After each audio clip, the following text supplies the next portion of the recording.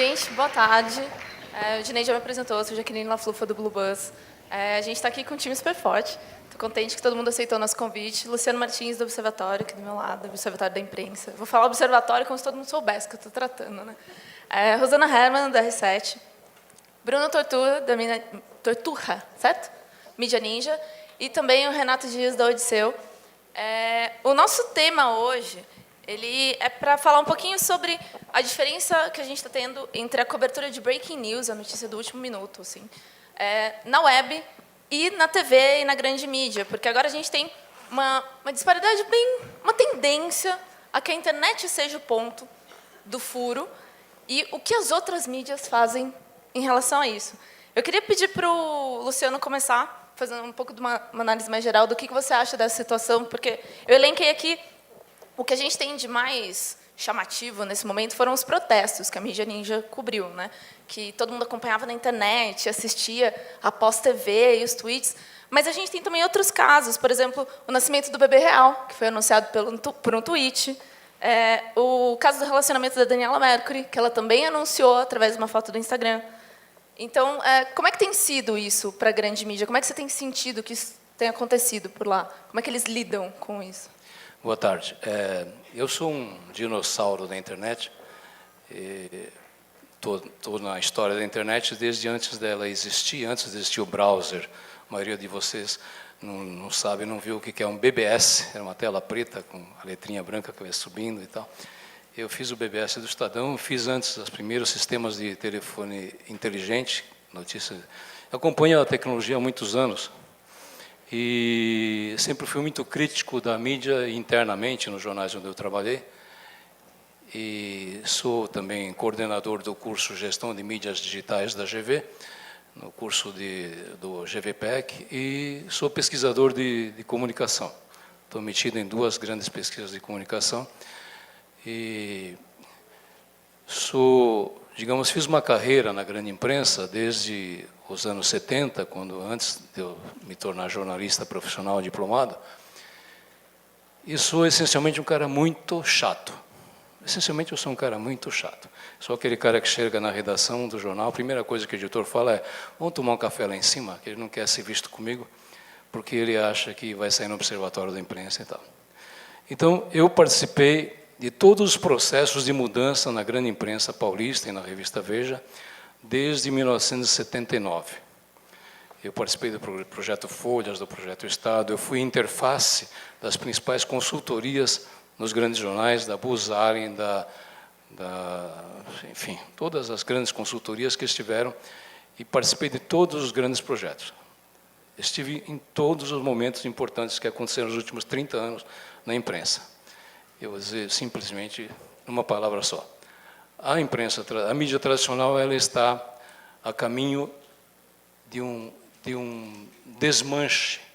Ela está se transformando de uma mídia social, ela era uma mídia da sociedade, uma mídia conectada à modernidade, está se transformando numa mídia tradicional. Aliás, uma mídia institucional. Os jornais, as emissoras de televisão, as revistas, elas falam diretamente para as instituições. Todas as narrativas, os discursos da mídia tradicional são dirigidas às instituições. Então, a mídia fala para o Supremo Tribunal Federal, para o Congresso Nacional, para as empresas, etc., etc. Quando acontece um fenômeno como aconteceram os movimentos de rua, a partir de junho, percebe-se que a mídia tradicional não tem capilaridade e não tem conexão com a complexidade social. Então surge um fenômeno como mídia ninja, que eu fui um dos primeiros a observar isso no Observatório da Imprensa, fazer uma análise. Logo depois da Beth Lorenzotti, que foi quem sacou a estrutura da mídia ninja. E isso, se a gente tiver algum tempo mais para frente, eu vou contar um pouco dessa história, começa quando a imprensa tradicional opta por ser uma imprensa de serviços. Não sei se vocês são todos jornalistas, mas a gente aprende que a imprensa ela é basicamente uma imprensa de função utilitária, de função social e função educativa, função cultural e educativa. Então, quando a imprensa começou a fazer as grandes reformas e criar esses cadernos que a gente tem agora toda sexta-feira, caderno de cinema, teatro, os melhores botecos, etc., ela começou a investir no jornalismo de serviço, jornalismo utilitário. E onde que se encontra melhor serviço? O seu celular, hoje. Ninguém fica esperando. Hoje, se você vai sair com os amigos no boteco, o que você faz? Se beber, não dirija. Se beber e resolver dirigir, você entra no Waze, você pega o Waze e vai ver onde que estão os bloqueios da polícia, certo? Então, se não é pegar o caderninho da Folha ou do Estadão e saber onde que está, se na Vila Madalena tem uma blitz da polícia. Você tomou um copo de cerveja. Então, o jornalismo utilitário foi um dos pontos cruciais de afastamento da mídia tradicional da complexidade social. E, mais recentemente, foram os movimentos sociais. É nessa brecha mesmo que surge o Mídia Ninja? Bruno, você pode contar um pouco mais da gente de onde veio? Né? Onde veio essa vontade de fazer alguma coisa um pouco mais na linha de frente? Porque aí, em contrapartida, eu acho que a grande sacada da Mídia Ninja, na época dos protestos, eu como a Rosana, a gente assistiu lá o vídeo do cara na frente da tropa de choque. Quer dizer, ele estava num lugar onde o repórter não estava naquele momento, porque mesmo que você estivesse acompanhando pela grande imprensa, pelo que você está falando que agora, que a mídia tradicional, você não tinha aquela informação lá. Os caras estão do alto, eles estão de helicópteros, e você tinha alguém ali, assim, era quase como se você estivesse presente nos protestos. Como é que vocês chegaram até aquele momento da Mídia Ninja? Bom, na verdade, a gente começou a fazer esse tipo de experimento em 2011, a partir da Marcha da Maconha, que foi duramente reprimida. Eu estava presente lá como jornalista tradicional, super analógico de texto, era especialmente desconectado de redes, tinha acabado de entrar no Twitter, tinha, sei lá, 100 seguidores, uma coisa bem pessoal ainda. E foi ali que eu senti a primeira vez o potencial enorme do que você colocou no começo, do breaking news, o Twitter ser o território ideal para isso. Uma pela agilidade dele, pelo tamanho de uma manchete, que às vezes é tudo que você precisa para dar o furo de verdade, mas muito mais do que isso, a capacidade de viralização muito rápido e uma adrenalina que eu acho que é essencial no público, de sentir que aquilo está acontecendo naquela hora. Se ele escutar isso daqui a 3 horas, já não tem a mesma emoção, a mesma vontade de compartilhar. Aquela mesma adrenalina do plantão da Globo, né? Quem morreu, o que aconteceu, que tragédia. Para acompanhar aquilo ali, você para o que você estiver fazendo e você quer saber em tempo real. O que aconteceu ali foi que, rapidamente, eu senti que o meu Twitter, naquela hora, estava funcionando como um repórter em loco. Eu estava sendo muito replicado, comecei a ganhar 100 seguidores por minuto, porque as pessoas queriam saber o que estava acontecendo na Marcha da Maconha. Foram 2 anos de experiências de streaming, nem tanto na rua, porque a rua não estava tão intensa, mas no debate, na experiência de liberdade de expressão mesmo. Mas o que a gente sentiu aí, indo já para a Mídia Ninja esse ano, né, é que não só a imprensa não estava lá, como se ela tivesse lá, o fenômeno muda. Se a Globo tivesse, naquela terça-feira, quando a Mídia Ninja apareceu, o público e a polícia se comportam diferente. Você vê isso numa manifestação. Quando chega uma equipe de TV, com iluminador, com o boom, com câmera, com um repórter de paletó, a situação é outra. É como um cientista que entra causando na natureza, os bichos fogem, e aí você não tem como saber qual a condição real daquilo ali. Então, havia também uma percepção, para a gente ainda muito incipiente, que hoje está cada vez mais clara, vendo a reação do público, que que você ser subjetivo é ser objetivo, é um tipo de objetividade que as pessoas estão esperando, de se inserir o público ali dentro, né? A facilidade tecnológica que você tem de ter um celular na mão, de passar despercebido, de você falar como o seu público falaria se ele tivesse lá. E é um processo sem edição também, né? Que é um dos grandes pontos que se debateu, se aquilo era um jornalismo ou se aquilo era só uma transmissão, já que não tinha uma edição, uma curadoria de conteúdo, já que vocês não ouviam partes opostas. Eu estava acompanhando o caso e eu ouvi esse tipo de crítica, e eu queria saber o que você acha disso. Olha, eu acho que é uma pergunta muito importante, mas eu costumo devolver ela, porque eu acho que o mais complicado hoje é a gente definir o que é jornalismo, afinal de contas. numa sociedade hiperconectada, com meios de produção, não sei se de jornalismo, mas de difusão de informação, de captura de informação e capacidade de você distribuir ela. Eu acho que é evidente que o jornalismo tem aspectos essenciais de checagem, edição, contexto, apuração e tal, mas que são também modalidades de jornalismo. O que a gente faz, eu considero também jornalismo, porque a gente está ao vivo, é uma modalidade super importante.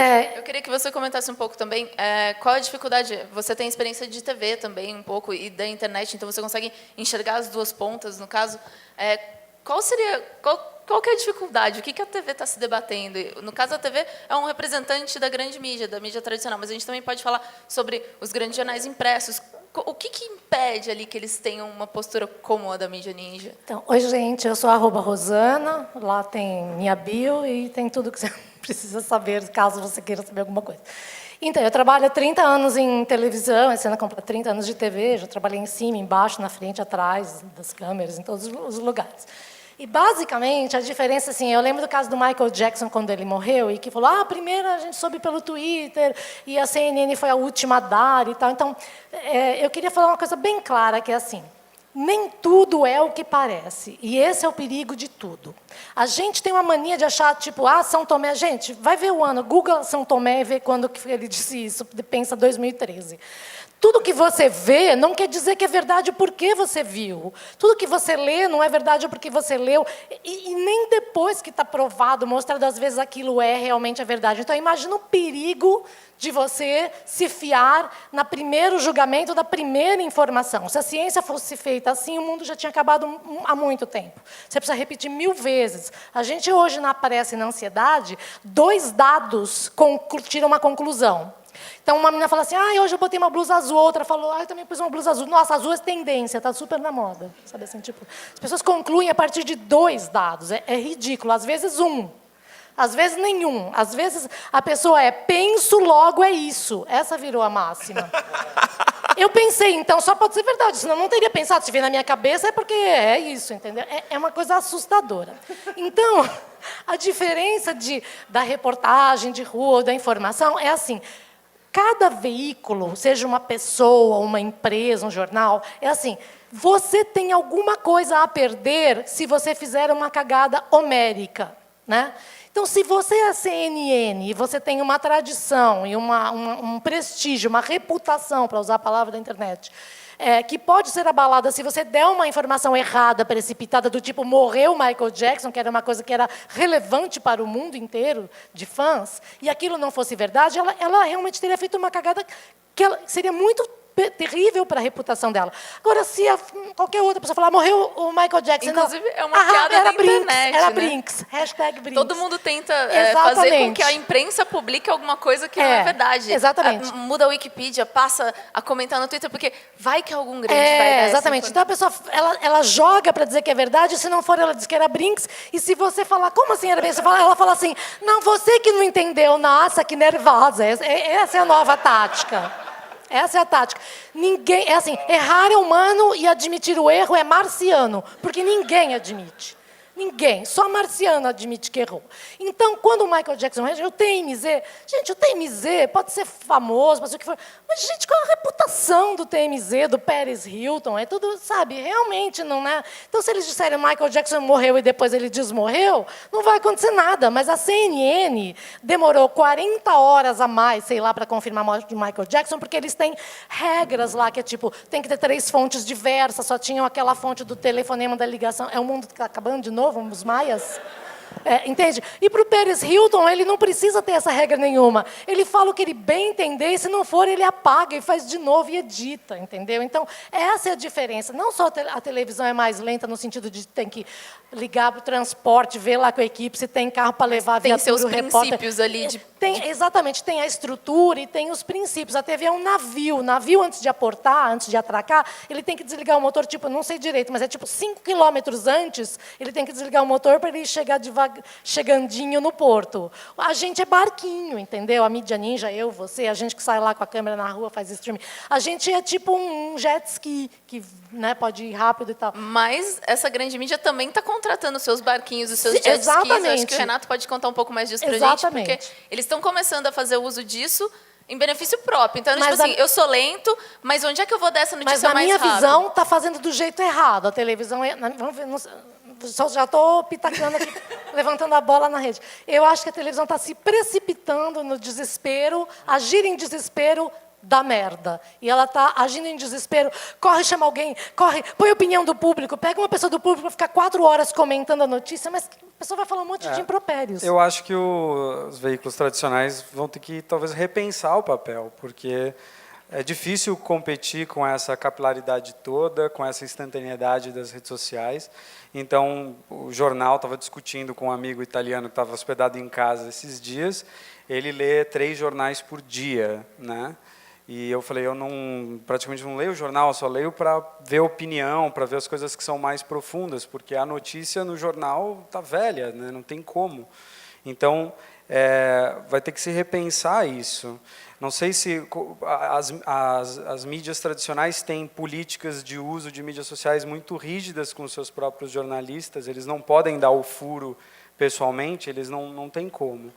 E eu vejo dessa discussão toda, na verdade, assim, que a checagem da fonte acaba ocorrendo as 3 fontes que são necessárias para a CNN, o usuário que passa a fazer isso, porque na hora que ele percebe que está todo mundo falando daquilo, ele fala, opa, mas deu as 3 merda. fontes dele são bem questionáveis, porque às vezes são 3 fontes de retweet, né? Sim, mas está todo mundo falando disso. Quando teve o terremoto e o maremoto no Japão, um monte de gente do Japão, quer dizer, tem a questão de Fukushima, né, especificamente, mas tem a questão da autenticidade de quem está lá na hora, que essa fonte é questionável até onde. A pessoa que está em Nova York, tem esse caso clássico nessa discussão, que viu o avião pousar no Hudson lá em 2009 e fala, tem um avião no Hudson, né, e tira uma foto. Né? Isso Mas não da mesma maneira já puseram foto photoshopada, e da mesma maneira teve gente que já botou vídeo de 3 anos antes como se fosse aquele Mas furacão. são 4, são 5 pessoas falando daquele mesmo assunto de pontos de vista diferentes, entendeu? É o cara que vê uma operação americana acontecendo na casa vizinha e os caras estão pegando o Bin Laden, então tem uma autenticidade, tem uma coisa completamente diferente acontecendo. E eu não sei qual é a resposta para a mídia tradicional se adaptar a isso. Talvez seja entender que o seu papel é o papel de discutir a notícia, de refletir sobre a notícia. E dar a notícia vai acabar ficando em segundo plano, não sei. Que eu achei super... Assim, dá vontade de parar, você falou assim, a notícia já é velha. Mas o que é uma notícia velha não explicada versus uma notícia velha bem explicada? Exatamente. Por isso que então, o problema não é se a nova velha está correta ou não, a informação está completa ou Acho não. que está acontecendo também é que a tecnologia rompeu o domínio da mediação. A mediação mudou de sentido. Ninguém mais precisa de um jornalista para saber o que as coisas estão acontecendo. Talvez as pessoas precisem de um jornalista para fazer uma ancoragem em um ponto, em uma opinião para você ser contra ou ser a favor. Mas não é mais necessária a mediação. Por isso que eu costumo dizer que a gente vive num mundo hipermediado. Hipermediado cada vez mais pelo aparelho, não pelas pessoas. Quer dizer, de repente, a mediação saiu do jornalista, da imprensa, e passou para o aparelho. Hoje existe mais comunicação entre aparelhos do que entre os bilhões de seres humanos. Você está aqui, o seu celular está conversando com o sistema de trânsito, com um monte de coisa, e você nem sabe. Então, de repente, o ser humano, o jornalista, ele deixou de ser importante. A imprensa, ela sempre trabalhou no sentido de interpretar a realidade. Só que para a sociedade contemporânea, não é importante interpretar a realidade. O importante é compreender. Se o jornalista se habituou, ele é educado, eu fui treinado para isso, para a partir das minhas bias, das minhas tendências, da minha ideologia, eu interpretar uma determinada realidade. Aí eu vou falar para uma fração da sociedade. Uma fração da sociedade vai concordar comigo, a outra parte vai discordar de mim, a outra parte vai ficar, o que esse cara está falando? Né? Agora, para a sociedade hipermediada, a sociedade que está envolvida, mergulhada nesse ambiente da mídia, da informação, o importante é compreender, não interpretar. Luciano, por que todo mundo pode ser jornalista e o médico não pode nem ser só cubano?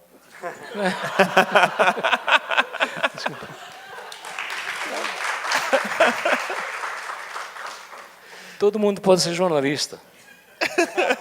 Todo mundo pode ser qualquer coisa. Entendeu? Cada vez mais a sociedade se abre, né? Você tem... Não é uma coisa tão recente. Na guerra do Kosovo, foi um cara com um computador 486 que abriu para o mundo que eles estavam sitiados sendo massacrados, né? Não é uma coisa de agora, é que agora isso se intensifica de uma maneira tão importante, tão grande assim. Por que eu preciso ler, sei lá, o Arnaldo Jabor para entender o julgamento do Não Supremo precisa e Tribunal não Federal? deve. Mas eu bom. não leio. Entendeu? Por que eu vou ler uma jornalista de economia que vai falar sobre o julgamento do Supremo Tribunal Federal? Sabe, não faz sentido para mim. Então eu prefiro entrar no migalhas.com e ver o que os advogados estão falando sobre aquilo, né? Por que eu vou precisar de um jornalista para me explicar uma coisa que eu sei que ele não sabe? Uma coisa que você falou, uma das coisas mais difíceis é perguntar para o jornalista o que você acha disso, e ele não dá aquela pegarreada, fala, bom, eu acho que... E o cara dizer simplesmente, eu não sei, é a coisa mais rara que existe, né? Todo mundo dá palpite sobre tudo, todo mundo sabe tudo. Mas brasileiro não diz não sei nem quando você pede informação na rua, ele dá a informação errada, mas dá. Sim. Porque ele acha que é falta de educação, não responde nada. Sim. Não Nesse ponto que vocês estavam discutindo aqui, que eu queria levantar... gente, também queria dizer que quem quiser fazer perguntas, tal, eu já tenho uma pergunta aqui, uma pergunta ali, mas eu preciso achar onde está o microfone de vocês. Deveria ter um microfone aqui embaixo, não sei, mas qualquer coisa eu desço com o meu. Mas eu queria só fazer alguma coisa que ainda está no gancho aqui do que vocês estavam falando. Sobre interpretar, sobre compreender. Será que a mídia tradicional ficou com esse segundo ponto da notícia? Porque se o breaking news, se a chamada, se a manchete, ela é divulgada no Twitter da Folha, do Estadão, se aquilo ali surge primeiro na internet, quando você quer ver a notícia completa, você abre o seu portal favorito, você vai até o seu jornal, porque ali vai ter todo o contexto. O tweet não passou a informação, ele passou a informação, mas ele não passou o contexto, ele não passou a interpretação. Será que ficou esse segundo ponto da notícia para a mídia tradicional? O tweet abriu o seu interesse pelo assunto e você vai atrás para se informar. Televisão. Quando o Rui Mesquita, falecido Rui Mesquita, recebeu o prêmio Homem de Comunicação do Ano, em 2005, eu estava lá, ele falou, só vão sobreviver os jornais que se dirigirem exclusivamente a uma elite intelectual, econômica e política. Uau. Uau. Televisão virou Breaking Bad Só vão News. sobreviver como? Né? Boa Ou seja, sorte, é um né? tiro na cabeça. É uma estratégia da imprensa tradicional. A ideia de elite mesmo, uma loucura, né? Pensar hoje em dia na sociedade hiper conectada. Vipinho, o que que mídia isso, né? vipinha e mídia vipão. Veículo vipinho e veículo vipão. Eu fico Esse pensando que veículo você vipinho. falou que o tweet, né, faz com que a pessoa vá procurar contexto. Eu acho que o contexto ainda está um pouco magro dentro da grande mídia e eu investiria muito nisso se eu quisesse sobreviver como veículo grande hoje em dia. Eu fico pensando no único noticiário que eu vejo diariamente hoje é um americano de web só, chama Democracy Now! O que eles fazem? Eles ficam 1 hora no ar e eles dão 3 notícias por dia só. 20 minutos, meia hora com cada uma, às vezes. E, tipo, ele vai falar da Síria, ele não dá o fato cru e os dados e a data que foi E as quem imagens atacou. fortes e chocantes, e gente Ele morre. dá também, mas o que ele faz? Ele chama um especialista ou a pessoa começa falando assim, olha, em 1950 aconteceu uma mudança geopolítica lá no Oriente Médio, blá, blá, blá, blá. Quando chega no ataque químico, você fala, puta, entendi o que aconteceu. E aí essa notícia, pouco importa se ela foi dada ontem, se o tweet saiu anteontem. Porque, finalmente, agora você tem condição de pensar sobre ela, de refletir sobre ela. A gente vive né, na idade da informação, que foi tipo convencionado chamar. Mas ela já tá estabelecida.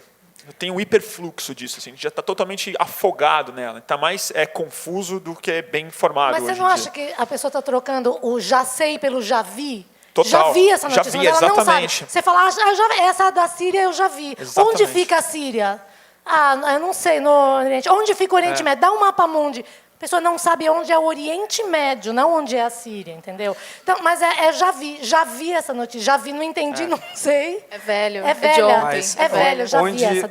Eu já tenho essa figurinha, virou um grande álbum de figurinha de Pokémon. Agora, Essa que eu já a tenho. massa não está tendo acesso a essa profundidade, porque você encontra algum nível de discussão em veículos mais populares, sei lá, na Globo News, que são canais especializados.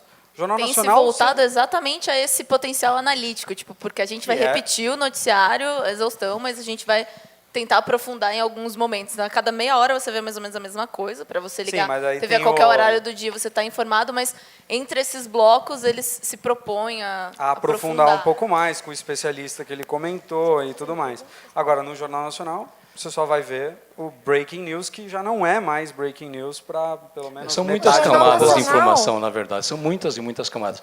Eu costumo dizer para os alunos lá na GV que é como se a gente estivesse dentro de uma sauna úmida, né? Se você está numa sauna úmida, todas aquelas gotas de vapor, de água, são informações. Para que você vai precisar de um cano de água ali dentro? Né? Você absorve um pouco de informação pelos ouvidos, pelas narinas, pela pele, você bebe um pouco daquela água, tudo é informação. Estamos num universo de gotículas de informação. E ela vai interagir com a gente conforme nosso interesse, naquele momento, conforme nossa necessidade, né? Conforme o prazer que vai nos dar, uma notícia boa ou ruim. Uma notícia ruim também nos dá prazer, porque você está lá, você vê o defunto e fala, ainda bem que não sou eu. Né? Então, tudo isso, a gente vai atrás do prazer sempre. Né? E a informação vai encontrar, a pessoa vai grudar ou não, se produz algum tipo de prazer. É só isso, não muda nada. O ser humano continua sendo o mesmo alguns, não sei quantos, 32 milhões de anos, mais ou menos. Ser humano, uns 150 mil. Mas tem uma percepção, eu acho que mudou, é que a gente, pela primeira vez, como está todo mundo tão... O número de pessoas conectadas é tão grande, né? São 2 bilhões em 7, né, que estão conectados. Então, pela primeira vez, nós estamos nos vendo, nós estamos vendo quem nós somos. E, para mim, a primeira grande surpresa é ver que, assim, as piores coisas sobre mim, eu vejo em todo mundo, entende? Assim, as piores que você é precipitado, todo mundo é, você quer parecer mais bacana, todo mundo quer... Assim, os piores defeitos de cada um estão em todos. Então, é meio decepcionante a primeira reflexão. Falando, nossa... Né? E essa pressa por notícia, porque a informação de que você já viu essa notícia, ela tem valor na reputação social. Né? Porque você viu uma notícia... 4 minutos. Você fala para mim, eu falo, não sei do que você está falando. Nossa, como você... Me admiro você, não está sabendo por fora. É tão meia hora atrás. Então, isso é so last hour, isso mesmo, sabe assim? A pessoa, ela detém, imediatamente, ela toma contato, ela esbarra, que ela já se apodera daquela informação como um instrumento que é meu, você não sabe, eu sei. Então, isso realmente faz com que as pessoas... Nessa grande disputa que chama Facebook, que começou como um lugar para você encontrar pessoas que você gostava, agora é um lugar para você odiar todo mundo. Então, as pessoas elas ficam competindo para quem faz o texto mais incrível sobre a mesma coisa. E é impressionante como elas não percebem que, com toda essa ferramenta que elas têm de internet, elas estão cada vez mais voluntariamente sendo escravas das pautas. A televisão põe uma pauta, família Pesseguini. Todo mundo tem que ir lá falar alguma coisa. Foi menino, não foi menino, foi menino, não foi menino. Não acredito no menino, é mentira. Enfim, as pessoas não percebem que elas tendo toda a liberdade do mundo de fazer o que quiser, aprender o que quiser, visitar o que quiser, elas continuam, só que agora é voluntário. Antes a gente era obrigado a ser escravo da pauta. Agora a gente é escravo da pauta porque a gente quer. O que a TV, o crime que dá na TV, a pessoa se sente na obrigação de falar, porque todo mundo comentou. A família Pesseguini, a mulher que matou as 2 filhas, outro que matou os 4.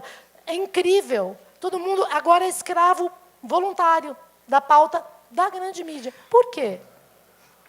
Eu fiz uma experiência no ano passado. Eu fui com a minha mulher, aluguei uma casa no campo, no interior da França, numa cidadezinha minúscula. A casa não tinha internet, não tinha telefone, não tinha televisão, e tinha um rádio sem bateria. Eu fiz uma gambiarra e liguei o rádio e só pegava uma estação de música clássica. E se eu quisesse acessar a internet para fazer alguma operação bancária, eu tinha que ir na casa do dono da propriedade ou então numa vilazinha. E tinha um boteco lá que as pessoas vinham do campo, paravam o trator na praça e entravam no Wi-Fi. E tinha uma mediateca pequenininha. E lá eu achei um livro de um filósofo chamado Roger Paul Drouat, que ele diz rapidamente assim, em seguida, Assim, ele diz assim, você faz uma experiência, fica 30 dias sem ler jornal, sem ver televisão, sem ouvir noticiário no rádio. Depois desses 30 dias, você senta e escreve um noticiário como se fosse um noticiário da televisão. Você vai acertar 70% da pauta. Eu acertei quase 100% da pauta porque eu sou jornalista. Conclusão dele, notícia é uma ilusão, não existe novidade. Não existe novidade. É uma grande ilusão. Então, o jornalismo, na verdade, ele trafega no nível da ilusão, o que eu chamo de ilusão do controle social. Não existe nenhuma informação assim. Se você quiser, você tem um aplicativo para saber onde está a Blitz, que vai te pegar ou não. Você quer o cinema, você pega um aplicativo e vai no cinema. Ou quer ir no bar, no restaurante depois do cinema. Você não sabe, cada vez mais isso está se diluindo como uma necessidade essencial. Nós criamos essa necessidade. Nós criamos porque nós precisamos dar palpite, dar pitaco. As pessoas estão discutindo. O que você acha disso? Todo mundo virou jurista nessa semana passada. Todo mundo virou jurista. Embargos infringentes. O que são embargos infringentes? A pessoa nem sabe o que é isso. Mas sabe o que? Eu não sei se a gente tem que ter uma postura tão crítica a respeito dessa conversa toda. Eu sei que tem um ego envolvido para formar a sua identidade virtual, sei lá, social. Mas o ponto não é a maior característica da web ser uma mídia de conversação, né? Quer dizer, como é que a gente consegue pegar algum caminho positivo nisso? Porque as pessoas, assim, aprender é um ato social, né? Estou ouvindo vocês aqui, estou aprendendo um monte. Como é que, assim, eu acho que é bom que as pessoas estejam discutindo. Nem todos têm o conhecimento que vocês têm, que o pessoal que está aqui tem, tudo, mas é importante que as pessoas discutam e talvez a web seja o espaço ideal para isso. E a partir dessas discussões é que a gente vai dar um salto de consciência. Então, eu acho que é um pouco mais da postura da pessoa que está discutindo o que a gente está falando aqui, porque, sem dúvidas, existe esse espaço de conversação e ele é muito útil, mas tem a ver com como a gente está utilizando. Por exemplo, quando eu ouvi falar de os black blocs, quando você dá o nome, você fala, já vi, já sei essa palavra, black bloc, pronto, já sei. Aí o cara vai lá, Bakunin na veia, dá vontade de falar assim, tá bom, então vamos sentar. Você sabe quem foi Bakunin? Vamos lá, Wikipédia, quem foi Bakunin? O que era o anarquismo? O que ele propôs? As pessoas não sabem, não querem saber ou não leem, mas, entende? Então fica numa superficialidade de já vi Bakunin, tiquei Bakunin, tiquei Black Bloc, tiquei... Já vi todas as palavras. Mas sabe que eu acho que tem uma coisa interessante, que assim, como que o Facebook, como ele foi pensado, arquitetado, acaba fomentando esse tipo de discussão rasa e muito autoafirmante. Porque assim, o único botão que o Facebook tem é o like. Então, você acaba rapidamente, com 6 meses, 1 ano, 2, você acaba procurando o quê? Reforço. Você acaba procurando recompensa do que você já pensa. E eu fico pensando que talvez uma rede social que fosse mais interessante, que fosse fomentar esse potencial maravilhoso que a internet realmente tem, que é não só da gente conversar, mas da gente estar aberto para ter outra opinião, que para mim é o mais interessante, em vez de dar, é você mudar de opinião, é algo muito mais rico. Tinha que ter um botão muito mais importante do que o like, eu acho, que é o botão caguei. É o botão assim, who cares, cara? Entendeu? Eu acho que isso ia mudar completamente o paradigma de rede social, se você pudesse manifestar que aquilo é irrelevante. Boa. De que você falou uma besteira e aquilo não é não curtir. É tipo assim, cara, presta atenção no que você está falando. Não é gerar um bullying social, não? Isso daí pode gerar. Mas o que acontece? Eu acho, mas bullying, assim, bom, mais do que eu já sofri, não nem sem o botão caguei. Mas o que eu vi um estudo que para mim me deixou absolutamente perplexo, e eu comecei a prestar atenção em mim mesmo, é um estudo de neurociência que fizeram na Califórnia sobre dopamina e o cérebro. Dopamina é o neurotransmissor que é totalmente responsável por mudar o seu foco, recompensa e novidade. Toda vez que você vê alguma coisa que você não viu, alguma coisa nova lhe chega, você libera um pouco de dopamina, que é o neurotransmissor responsável por quase todos os vícios. Mesmo os de drogas e tal, é a dopamina que faz a mediação. A gente está criando uma sociedade absolutamente dependente desse hiperfluxo de qualquer novidade. E aí não é o breaking news, é a timeline, é a pessoa falando, choveu, ou o meu gatinho miou, ou a lua está maravilhosa e tal. E tudo bem, é interessante ver essa grande carência coletiva se manifestando.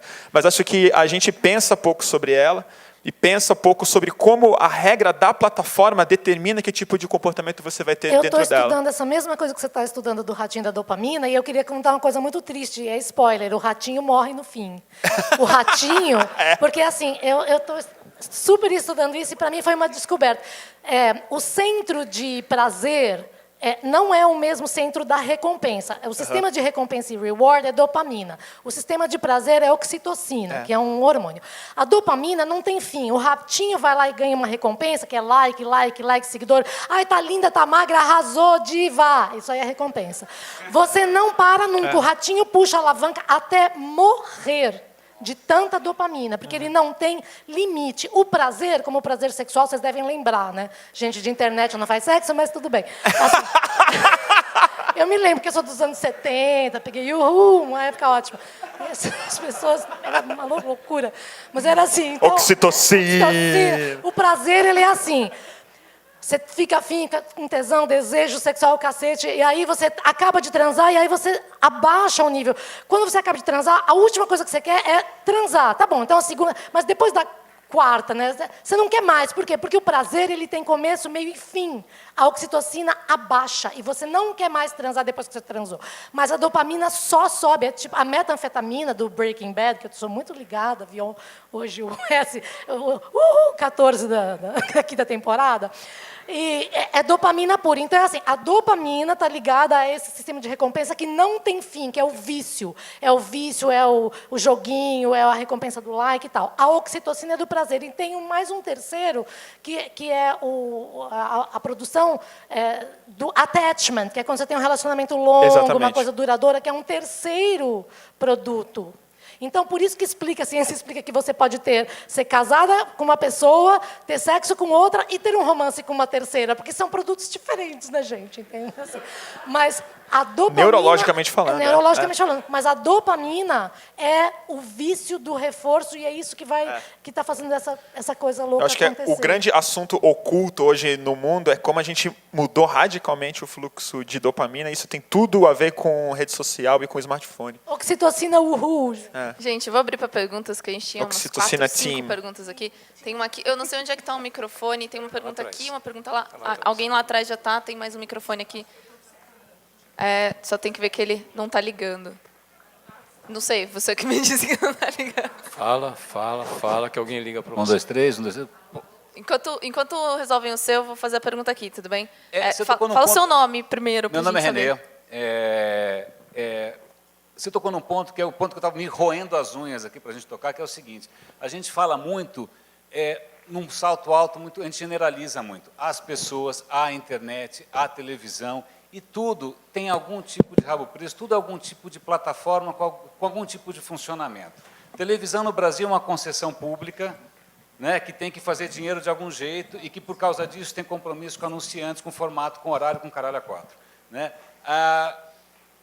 O Facebook não é a internet. Uma das grandes sacadas do Facebook foi justamente criar esse tipo de dependência, não só para a gente gerar page view e eles venderem anúncio, mas para a gente gerar conteúdo de graça. Então, isso não é a internet, isso é um funcionamento perverso do Facebook, que a gente adora, né? A gente fica super viciado. Né? Bom, eu também detesto, por isso que eu falo mal o tempo todo. Mas eu acho que é isso que às vezes faz falta, a gente não só falar da informação, o digital, existem algumas plataformas, tipo a televisão BBC não é a televisão do Bispo Macedo. Né? É outra televisão, porque é uma televisão... A Cris Luca mostrou um cara da NPR, que faz um trabalho do caralho numa rádio pública. É lógico, ele não tem anunciante, cara.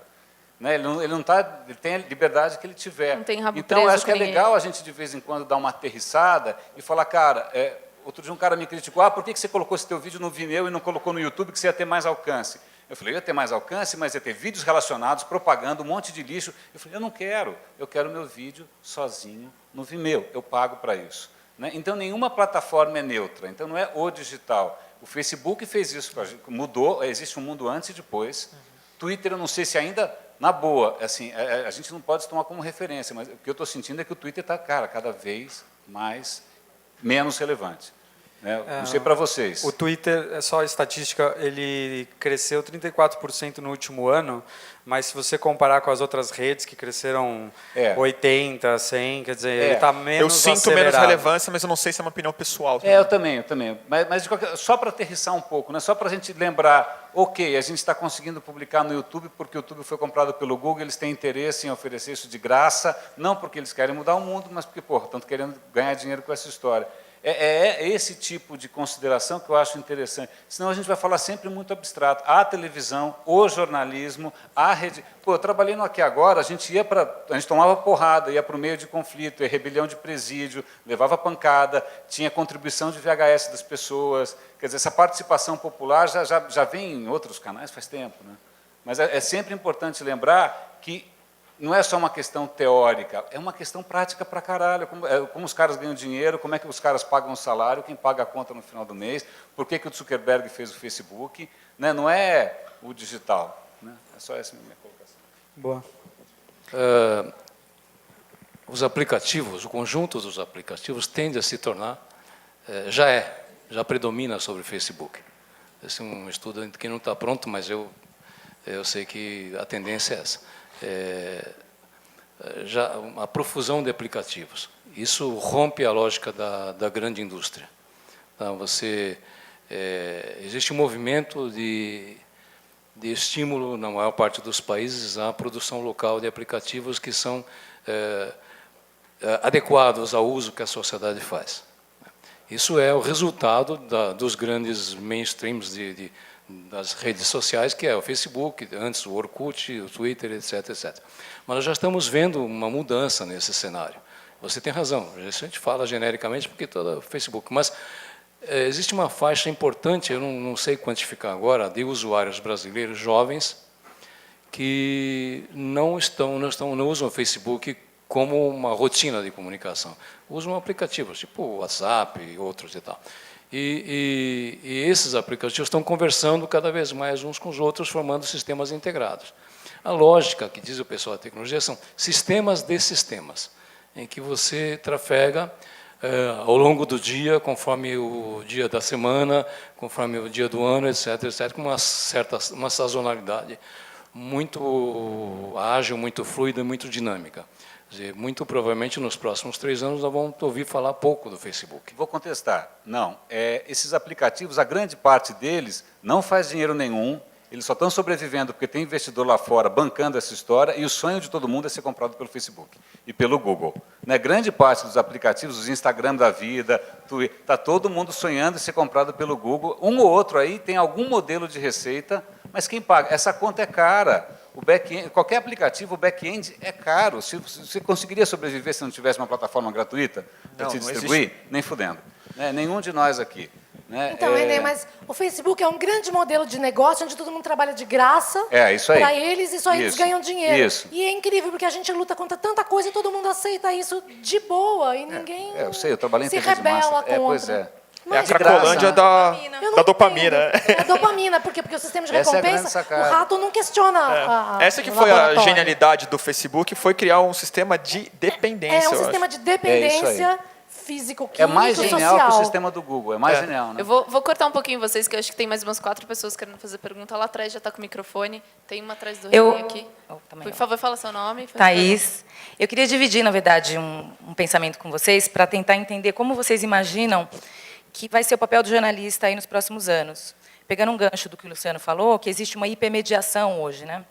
Ou seja, todo mundo pode dizer de tudo, né? E eu vejo, na verdade, isso que é uma crise, na verdade, de intermediários que acontece, não só no jornalismo, como aconteceu na música, ou acontece na educação também. Por conta da internet, a gente elimina esse intermediário. Com a música, eu acho que não foi tão drástico, digamos, em termos de informação, porque música é muito pessoal. Você gosta daquilo, então, se aquilo existe ali, você vai escolher aquela música que você gosta. Não tem tanto problema você não ter uma gravadora te dizendo que é bom. No caso do jornalismo, já fica um pouco mais complicado, porque, como a Rosana falou, as pessoas falam qualquer coisa que vem na cabeça e acham que aquilo é verdadeiro, e acaba... Você não tem muito como saber. É complicado você deixar isso na mão das pessoas, né? Porque você precisa ter uma fonte segura para não ficar refém também de boatos, enfim. Na educação, eu vejo que isso pode ser, por exemplo, o que pode ser necessário é que não vai existir instituições, porque, afinal de contas, você pode se educar através da internet, mas você vai precisar de tutores ou alguém que consiga te direcionar para aquilo que é válido, para aquilo que é relevante, aquilo que é verdadeiro, né? No caso do jornalismo, eu não sei direito como que vai ser isso. Será que os jornalistas vão ter que ser curadores de informação? Que papel que eles vão assumir nesse universo onde o intermediário, como o Luciano falou, ele vai se desmanchando, que é a grande mídia tradicional, né? A gente vê as mídias surgindo, mídias alternativas, mas a própria mídia ninja, até certo ponto, tem alguns momentos que você questiona aquilo que está sendo dito, até porque também está muito no início, enfim. E eu acho que isso é uma questão da internet como um todo, de precisar de uma maturação, né? Para as pessoas não terem esse uso tão buscando dopamina, né? Mas que a gente tem uma maturidade maior aí com esse meio para conseguir realmente transformar ele em algo que favoreça a comunicação social, né? E não que a gente fique na boataria, enfim. Como vocês imaginam que possa ser o papel do jornalista? Ele vai ser um curador de informação? Eu diria que essa é uma pergunta de $1 milhão, mas se alguém quiser comentar, fiquem à vontade. Eu só tenho palpites, né? Assim, eu acho que é um papel múltiplo, na verdade. Eu acho que não tem o caminho. Eu espero, torço, para que o repórter seja uma figura recuperada e acho que ele tende a ser um pouco mais independente. Eu vou dar um exemplo aqui. Talvez o repórter mais importante do mundo hoje seja o Glenn Greenwald, né, que mora no Rio, mas é americano, e ele tinha um blog. Ele nem repórter era, ele era um advogado, começou a se preocupar com questões de liberdade civil já no governo Bush, começou a fazer textos para o Salon.com, para vários sites, para o Huffington Post e tal, e foi quem o Snowden procurou para vazar os documentos dele. Por quê? Porque ele via nesse indivíduo muito mais credibilidade, muito mais lastro, muito mais reputação do que o New York Times, que havia traído o Wikileaks, quando o Assange precisou de apoio midiático, né? Então, foi um indivíduo. Você consegue achar alguns exemplos assim. Eu não acho que isso vai ser a solução para o jornalismo, mas eu acho que hoje, mais do que nunca, um repórter talentoso, comprometido, com vocação real, tem condição total de se destacar mundialmente se ele tiver um puta trabalho de qualidade, souber usar a rede, souber respeitar as suas fontes, inclusive criando formas de se financiar, porque ele é só uma pessoa. Se ele chegar e falar assim, gente, eu sou o Glenn Greenwald, por favor, preciso de grana. Eu acho que em 2 dias ele fica milionário. Talvez Você viu sejam a agência âncoras, pública então. que foi lançada, a agência pública, que a foi. Eliane Brum participa da agência pública. É uma agência pública que pede dinheiro, você está lá, eles estão quase chegando a 50 mil pedindo, você vai lá e você banca 10 repórteres que vão receber dinheiro para fazer 10 matérias investigativas que estão lá na pauta, você escolhe, eu acho essa pauta relevante, eu vou investir nessa pauta. Eu sou júri de um prêmio de Blogsman The Bobs e vi isso esse ano em Berlim, um garoto que é jornalista formado, e ele falou, olha, eu acho, minha visão de jornalismo hoje, ele falou assim, é que você precisa estar em loco para sentir o que está acontecendo em cada país. Então, eu quero ir a 9 países do Oriente aqui para ver o que está acontecendo e reportar de lá. Esse menino é bancado pelos leitores que pagam a viagem, ele presta conta. Viagem, comi um sanduíche, fui no aeroporto, tomei um café e tal. Ele presta conta, faz a reportagem e põe no blog. Então, o que eu acho que vai acontecer é que, para você ter independência, né, e não ter esse rabo preso, esse compromisso que o René estava falando, você vai ter que ser financiado... Encontrar seu nicho, né? Exatamente, encontrar seu nicho que financia você para que você possa ser isento e independente. O problema é quando você for falar de uma coisa que não tem interesse de ser falada, né? Porque o jornalismo não é só as matérias isso é o jornalismo de verdade, né? Exatamente. Porque uma vez, eu nem sei de quem que é a fala, mas jornalismo é publicar o que ninguém quer publicar, ninguém o publica. restante é publicidade. O Orwell Então, falou isso, eu de acho. certa forma, existe esse interesse em sim fazer um financiamento, existe um comprometimento do público. Esse caso que você citou também teve da jornalista na Líbia, se eu não me engano, que a emissora falou, volta que o negócio está muito complicado, eu não quero bancar você aí. E ela falou, não, eu vou ficar. Alguém me ajuda a ficar aqui? A galera incentivou com dinheiro e tal, enfim. Tem saídas, mas como é que faz para o jornalismo que precisa denunciar alguma coisa que não tem interesse de ser financiado? Essa é a pergunta de $1 bilhão, na verdade, né? Primeiro, a gente precisa tirar certas fantasias do exercício do jornalismo. Uma delas é a independência. Não existe independência. Eu acho muito mais próximo da verdade a ideia das multiparcialidades. Eu acho muito mais interessante, mais honesto do que a independência. Não existe. Se eu começar a falar mal do Mídia Ninja, o Mídia Ninja não vai gostar de mim, esse delinquente que está aqui. Não, ele vai começar a me boicotar. né? Eu tinha contato com um cara do Black Bloc no dia que eu escrevi, passei a escrever dizendo que o Black Bloc é um problema porque você percebe a tática, mas não consegue ver a estratégia, e você tem que desconfiar de tudo que você não entende a estratégia. O cara me cortou, né? Então, é assim, não existe independência, existem múltiplas facetas, múltiplas opiniões, e o que nós estamos vivendo é justamente o afloramento das múltiplas opiniões. Agora, eu não acredito muito nesse financiamento. Eu acho, até estava conversando com o Bruno lá, que todo o modelo de negócio no futuro tem que estar relacionado a vínculos sociais. Quer dizer, os vínculos sociais estão mudando muito rapidamente. Então, esses vínculos são fluidos. Você não vai ter permanentemente o mesmo grupo de pessoas apoiando. Porque se você se desvia num determinado tema em que a maioria daquele grupo não concorda, eles deixam de apoiar.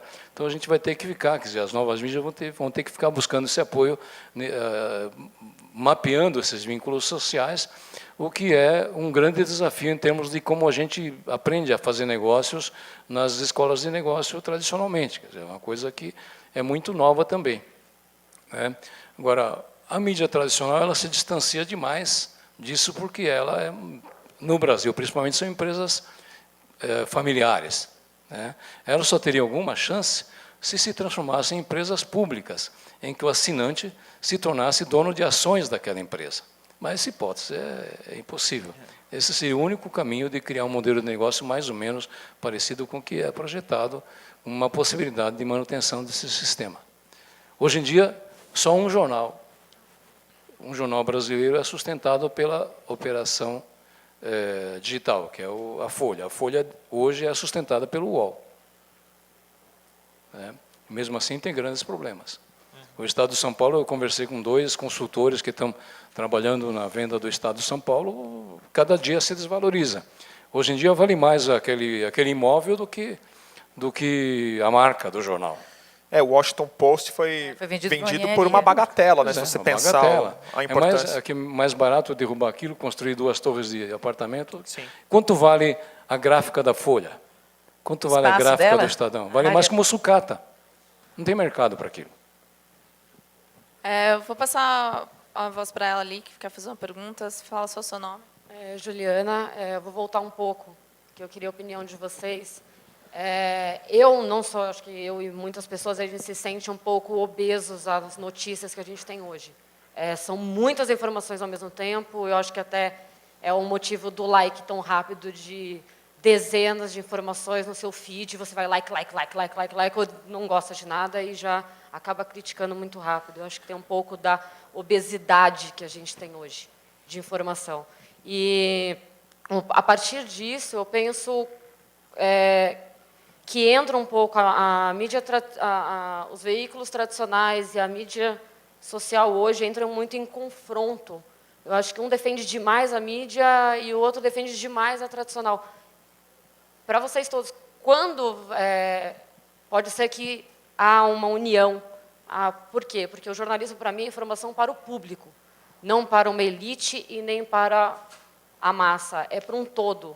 Quando vocês imaginam que isso pode acabar se tornando uma união e não mais um confronto? Um conflito, não que seja um confronto, mas eu vejo um pouco de conflito entre o que é público e o que é privado. Quando vai haver essa... Como você agiria, por exemplo, você é dona de um portal, e aí você então vai colocar, você tem lá 500 jornalistas, você tem, vamos supor, 100 jornalistas trabalhando em notícias hard news, internacional e hard news, e você tem, vamos supor, 10 trabalhando com entretenimento. Aí esses 10 entretenimentos geram 50 milhões de page views escrevendo sobre celebridades. E os seus 100 jornalistas que você paga geram 10 mil hits com notícias de internacional. Qual a sua tendência? Se você vê que depois de 1 ano, 2 anos, 10 anos, todo mundo, o seu público inteiro, só quer ler sobre celebridade. Você vai pagar 100 jornalistas para escrever notícias de internacional que ninguém lê, às vezes tem, sei lá, 1000 cliques, e aí você vai investir e vai transformar o seu portal inteiro num portal de notícias de celebridades? Essa resposta vai depender muito mais de que tipo de negócio você tem. E aí eu estou falando com o que ele disse que eu acho que é totalmente crucial. Se você for da BBC, você não vai, você dane-se a celebridade. eu mando eles embora, porque o compromisso é outro. A essência do seu negócio é gerar reflexão pública e material para fortalecer a democracia, o Império Britânico ou qualquer outra coisa, entendeu? Mas quando o seu modelo é essencialmente industrial, você está querendo vender produto, você está tratando a sua informação como um commodity, e no final do mês você quer lucro, é evidente que você vai nos 50 milhões. Agora, o problema é exatamente esse. Quando o modelo comercial do jornalismo entra em crise, a gente não pode confundir com o jornalismo entrar em crise, senão a gente joga o bebê junto com a água do banho. Uma saída que eu imagino, eu não sei como fazer isso, mas eu espero que seja por aí, é a gente resgatar a função social do jornalismo.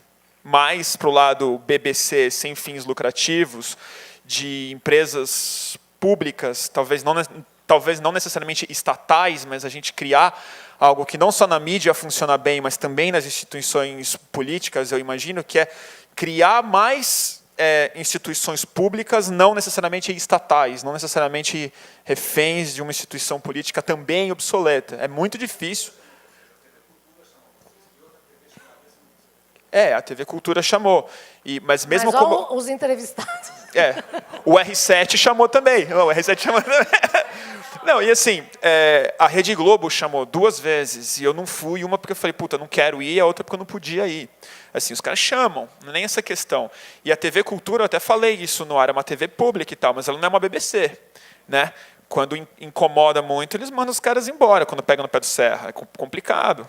Acho que no Brasil, especialmente, a gente tem uma dificuldade dentro do público e do governo também, de separar o que é público, o que é de um partido e tal. E de não assumir, né? Que nem todo mundo fala, tudo bem que o jornal tem lá a sua linha, seu editorial, mas por que não assume? Por que não fala, nós somos o jornal tal e a nossa posição é esta? Porque tem um valor simbólico, que precisa reverter em valor monetário, e o valor monetário só precisa de uma justificativa moral. A justificativa moral é a suposição da objetividade, que não é uma suposição falsa, é uma suposição da objetividade que faz vender como um produto. Então, cria-se a reputação porque tem a suposição de uma certa objetividade. Nós sabemos que não existe. E quem sabe fazer a salsicha, não come a salsicha. Né? Então, que é o problema do jornalismo mesmo. Se você for ver, o Estado, a Folha, a Abril, eles são vistos como instituições assim, conservadoras, de direita, manipuladoras. Se você for nas redações, quase todo mundo se considera de esquerda. O que está acontecendo? Qual é esse abismo que existe entre o valor individual das pessoas que produzem e a percepção pública e o resultado final? Mas a esquerda não quer dizer que não seja conservadora. Não quer dizer. Mas a pessoa não se considera, né? Ela tem uma visão crítica, possivelmente ela concorda que a Folha de São Paulo, sei lá... Então temos vegetarianos produzindo salsicha? É meio isso. Eu acho que está acontecendo... Acho que tem uma coisa acontecendo assim. Você fala sobre aquele negócio da esteira, achei legal a Eu esteira. estava falando que... Eu falei que, para mim, a grande divisão assim, do jornalismo antes e depois em relação à internet foi quando surgiram os blogs.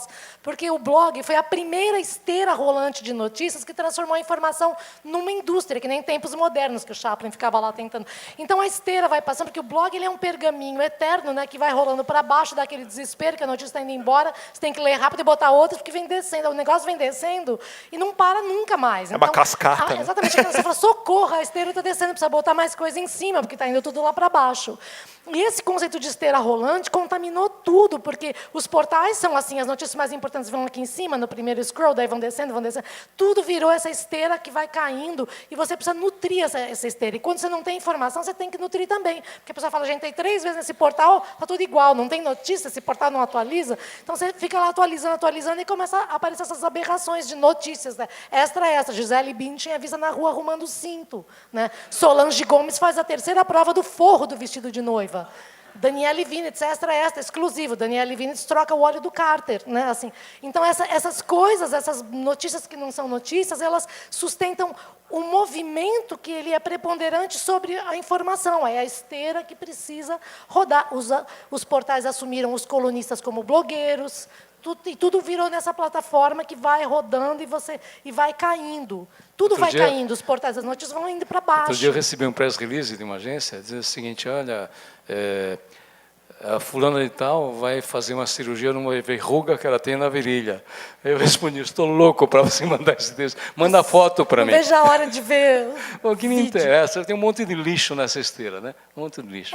Mas É é a abundância porque, de espaço, né? Muito espaço, mas ao mesmo tempo é esse espaço que dá origem a mídia ninjas e a cauda longa. Eu não sei onde vai parar, mas daí vai surgir alguma coisa, vai surgir um novo modelo de negócio. Acho que a gente vai caminhar para os nichos, com o jornalismo também, já estamos caminhando, da mesma maneira que foi com a música, e aí vai ter para todos os gostos.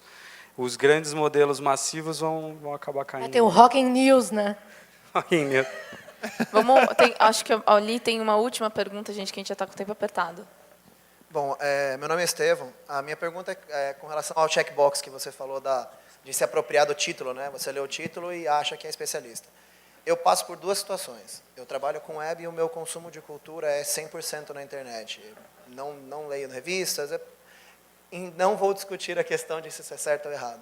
Mas eu costumo chamar a mídia de massa como cola social, porque eu não consigo sentar num bar e ter uma conversa com amigos que não trabalham na internet. Porque eu não gosto de futebol, eu não assisto televisão, então eu acabei começando a curtir fanpages como Meia Hora e coisa para poder ter o que falar numa mesa de bar. E eu gosto bastante de me aprofundar em assuntos, até encontrei a Rosana uma vez no curso do Dan Ariely, fazendo pergunta ao vivo, lá eu gosto disso. Mas se eu entro com um assunto desse numa mesa de bar, simplesmente as pessoas me olham e falam, e o Parmeira?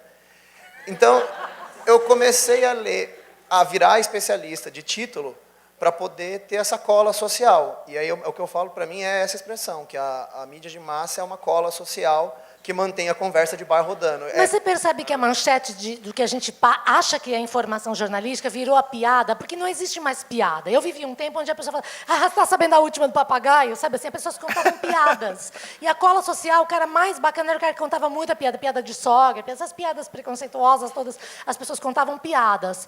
Entende? Hoje, essa piada, tem o stand-up, que é não fazer o repertório, mas ninguém mais conta piada. Eu duvido que alguém fala, conta uma piada, ninguém sabe mais uma piada. E até os anos 70, isso era um must social na família e no churrasco. O cunhado e o tio, que sabiam um monte de piada e ia ligando uma na outra. Tal. Mas hoje tem os memes. Oi? Hoje tem os memes. Exatamente, mas um meme é um pouco diferente.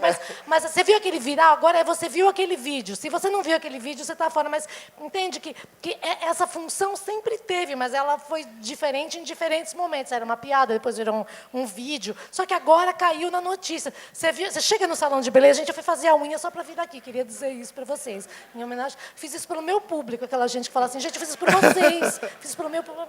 Coisa anal, né? A gente fala meu público, faz anal. O público é meu. Essa situação é a outra que eu falei que eu passo. Como eu sou profissional de web, às vezes a pessoa... Você viu tal vídeo? Se eu falo não... Nossa, você está muito por fora. Que profissional de web é você? Me admiro você, eu falo exatamente. Que trabalha.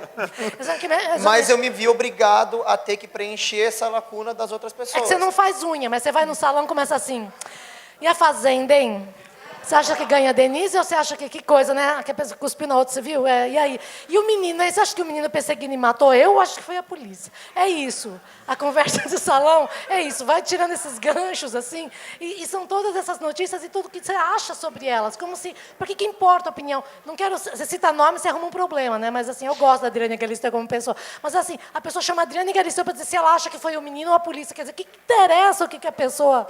acha opinião sobre o crime? O que quer dizer isso? Me telefonaram semana passada no julgamento do STF, dos tais recursos, né?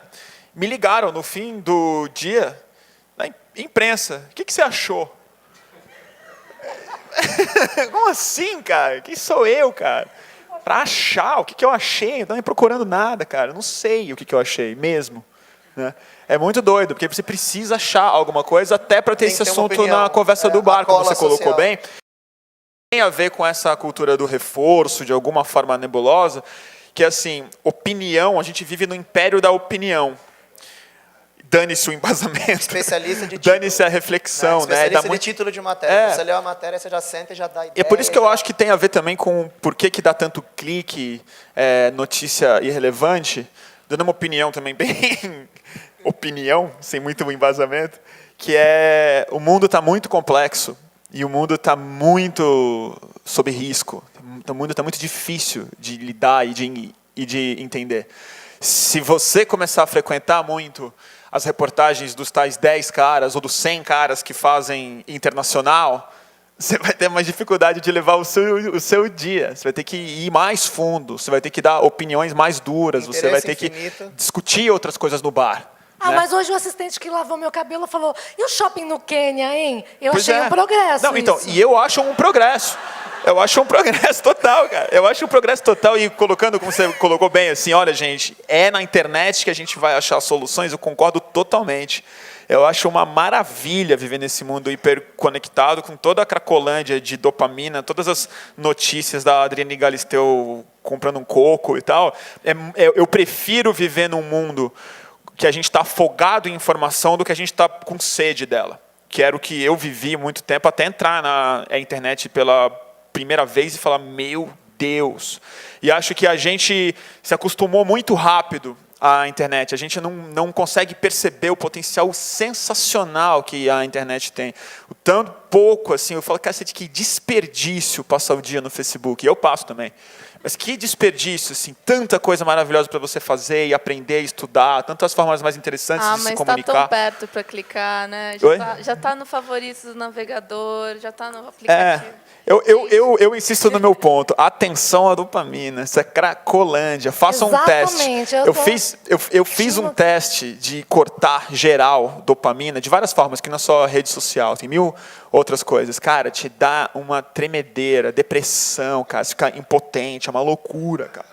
Gente, e eles te avisam que vai acontecer isso. A organização já pediu para a gente encerrar. Ó, ficou ainda algumas perguntas, eu sei que ainda tinha gente que queria falar, mas procurem por eles nas redes sociais, eu sei que eles estão super abertos para responder. Assim, deem só mais 5 minutinhos de dopamina por hoje, entendeu? Gente, queria agradecer de novo, Renato, Bruno, a Rosane e a Luciana por terem vindo. Obrigada a vocês pela presença.